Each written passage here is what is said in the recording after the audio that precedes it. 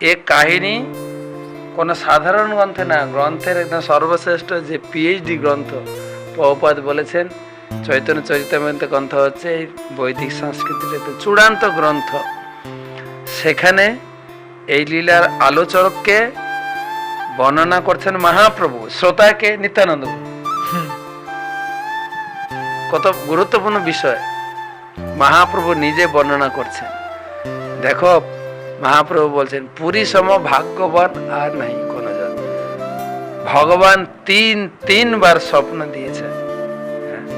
প্রথম স্বপ্ন দিলেন, এর কাহিনী মাধবেন্দ্রপুরী বাংলার লোক ছিলেন। তিনি ভজন করতে করতে বৃন্দাবনে পৌঁছালেন হাঁটতে হাঁটতে। তিনি ছিলেন অযাচক বৃত্তি, কারো কাছে মেঘে খেতেন। তারপরে শৈল পরিক্রমা করি গোবিন্দ কুণ্ডে বসে, গিরি গোবর্ধন পরিক্রমা করেছেন, গোবিন্দ কুণ্ডে বসে নাম জপ করছেন। কারো কাছে চেয়ে খেতেন না, মাধুকরী করতেন না। গোপাল স্বয়ং দুগ্ধ ভাণ্ড নিয়ে এসে বলছে, পুরী এই দুগ্ধ করো পান, মাগি কেন নাহি করো কিবা করো ধান। কার ধ্যান করছো তুমি?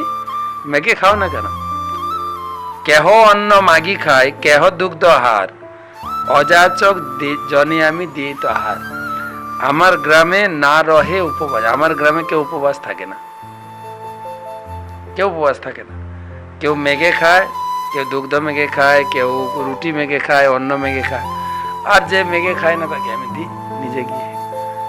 এখন এখানে একটা তত্ত্ব লুকিয়ে আছে। লোকে বলে শুধু হরে কৃষ্ণ করলে পেট ভরবে। ভগবান বলে তুমি হরে কৃষ্ণ করো, পেট ভরাবো আমি। তোমাকে যদি কেউ না দেয় আমি দেব।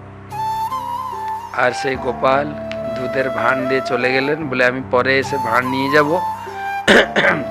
মাধবেন্দ্রপুরী অপেক্ষা করলেন, সেই শিশু আর এলো না, গোপাল আর এলো না। তার স্বপ্নে দর্শন দিলেন যে আমি এখানে অনেক দিন ধরে শীত বাতাগ্নিতে পড়ে আছি, আমাকে উদ্ধার করো, সেবা পূজা প্রতিষ্ঠা করো, অনেকদিন অপেক্ষা করেছি, তোমার হাতে সেবা নেব। কবে মাধব আসি মারা কাড়ি করিবে সেবন। করতে করতে সেই মাধবেন্দ্রপুরী উদ্ধার করলেন। তার প্রচুর পরিমাণে স্নান, অভিষেক, অন্নকূট মহোৎসব হওয়ার পরেও গোপাল বলছেন, দেখো তুমি অনেক কিছু করেছো, স্নান করে, কিন্তু আমার শরীরে তাপ যাচ্ছে না, তুমি যাও চন্দন নিয়ে আসো। তো চন্দন আনতে গেলেন কোথায়? মলয়জ চন্দন, নীলাচল ধামে। বৃন্দাবন থেকে নীলাচল অনেক রাস্তা, আর এইটাই রাস্তা। কিন্তু বৃন্দাবন থেকে ফিরে এসে শান্তিপুর অদ্বৈত আচার্যের বাড়িতে কিছুদিন থেকে এবার রেমুনা হয়ে পুরী যাচ্ছিলেন। যাই হোক, ক্ষীর চড়া গোপীনাথে, যেটা আপনার প্রশ্ন, ভগবান আবার ক্ষীর চুরি করে নাকি। মাধবেন্দ্রপুরী রেমুনাতে পৌঁছালেন। গোপীনাথের অপরূপ সৌন্দর্য থেকে মাধবেন্দ্রপুরী অভিভূত হয়ে গেলেন। তিনি জানতে চাইলেন, আমারও তো গোপাল আছে ওখানে, তো এখানে ঠাকুরকে দেখলে বোঝা যায় সেবা পূজা কত ভালো হচ্ছে, কত সুন্দর ভোগ লাগছে। আচ্ছা তোমরা কি ভোগ লাগাও? তখন বললেন যে দ্বাদশ অমৃত গেলে পৃথিবীতে ওইছে ভোগ কাহা নাই। আর এই ধরনের ভোগ পৃথিবীর আর কোথাও নেই। মাধবেন্দ্রপুরী মানে ইচ্ছা হলো একটু যদি ক্ষীর টেস্ট করতাম, তাহলে আমার গোপালকে লাগাতাম। তারপর মাধবেন্দ্রপুরী চিন্তা করলেন, ছি ছি ছি, আমি গোপালকে খাওয়ানোর আগে আমি খাওয়ার চিন্তা করেছি। নিজেকে অত্যন্ত ধিক্কার দিয়ে মন্দির ছেড়ে হাটে গিয়ে তপস্যা করলেন। ভজন করছেন সারা রাত, কিছু খাননি, সারা রাত ভজন করছেন।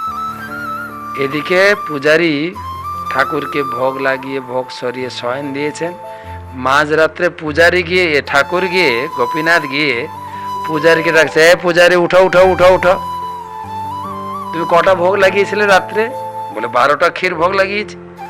কটা সরিয়েছে? বলছে 12টা সরিয়েছে। বলছে না, তুমি 11টা সরিয়েছো, একটা আমি কিন্তু আমার আঁচলে তোলা লুকিয়ে রেখেছি, আমার মায়াতে তুমি বুঝতে পারো না।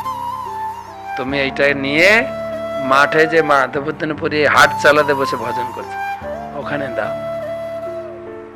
পূজারী ধরপড় করে উঠেছে, স্নান করেছেন, কাপড় পরেন, তিলক পরেছেন, তিলক পরে মন্দিরে ঢুকেছেন, দেখে সত্যি ক্ষীর চুরি। মাধব পুরীর লাগি ক্ষীর কইল চুরি, অতএব নাম হইল ক্ষীর চোরা হরি। ভগবান তো এমনি চোর নামে প্রসিদ্ধ, বজে প্রসিদ্ধম নবনীত চৌরম, চোর, ভক্তের চুরি করেন, ভক্তের জন্য তিনি ক্ষীর চুরি করলেন, সেই জন্য তার নাম হলো ক্ষীর চোরা হরি।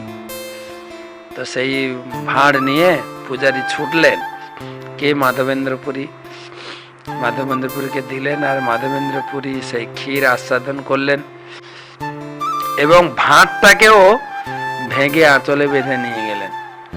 রাতারাতি তিনি রেমুনা ছেড়ে পুরীর দিকে রওনা দিলেন। মাধবেন্দ্রপুরী চিন্তা করলেন, সকালে উঠে সবাই জানাজানি হয়ে যাবে, আমার জন্য ভগবান ক্ষীর চুরি করেছেন, আমাকে সবাই লোক দেখতে আসবে, আমার প্রতিষ্ঠা হয়ে যাবে, আমি পালাই। পুরী যাচ্ছেন, পুরীতেও জানাজানি হয়ে গেছে, মাধবেন্দ্রপুরী এসছে। তখন ওখানকার পূজারী, যে রাজা, পুরীর রাজা, তার জন্য চন্দন নিয়ে যাওয়ার জন্য লাইসেন্স দুজন লোক দিয়ে পাঠিয়ে দিলেন। আবার ফেরার রাস্তা ওটাই, বৃন্দাবন যাওয়ার রাস্তা, এলেন রেমুনাতে তিনি যখন পৌঁছালেন, রেমুনার লোক তো চিনে ফেলেছেন, এই লোকটার জন্য ক্ষীর চুরি হয়েছিল, সবাই খুব সম্মান করলেন। আবার রাত্রে ওখানে গোপাল স্বপ্ন দিলেন, ওই গোপাল, বৃন্দাবনের গোপাল, দুবার, প্রথমবার উদ্ধারের জন্য, দ্বিতীয়বার চন্দন আনার জন্য, তৃতীয়বার স্বপ্নে দিচ্ছেন, মাধবেন্দ্রপুরী এই চন্দন নিয়ে তোমাকে আর বৃন্দাবনে যেতে হবে না, এইখানে চন্দন ঘষে গোপীনাথের অঙ্গে লাগালে আমি পেয়ে যাব। এখানে একটা তত্ত্ব আছে, গোপীনাথ আর গোপাল একই বিগ্রহ, ভিন্ন ভিন্ন রূপে তিনি ভক্তের সেবা গ্রহণে প্রকাশিত হয়েছে।